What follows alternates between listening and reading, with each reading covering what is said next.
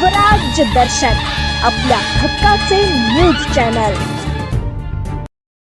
नागोट्यात जुगार अड्ड्यावर पोलिसांची धाड, 6 जणांवर गुन्हा दाखल। नागोटे पोलीस ठाण्याच्या हद्दीत जुगार अड्ड्यावर धाड टाकून पोलिसांनी 6 जणांना ताब्यात घेतले आहे। त्यांच्याकडून एकूण 6,200 रुपयांची रोख रक्कम आणि जुगाराचे साहित्य जप्त करण्यात आले आहे। पोलीस शिपाई बळी विश्वनाथ कुटेवाड यांनी दिलेल्या फिर्यादीवरून दिनांक 22 जुलै 2026 रोजी रात्री 8:35 दरम्यान नागोटणे मोहल्ल्यातील समीर पानसरे यांच्या 2 मजली चाळीत काही लोक जुगार खेळत असल्याची माहिती मिळाली। त्यानुसार पोलिसांनी तात्काळ त्या ठिकाणी धाड टाकली। या कारवाईत खालील 6 जणांवर महाराष्ट्र जुगार ऍक्ट कलम 12A नुसार गुन्हा दाखल करण्यात आला आहे।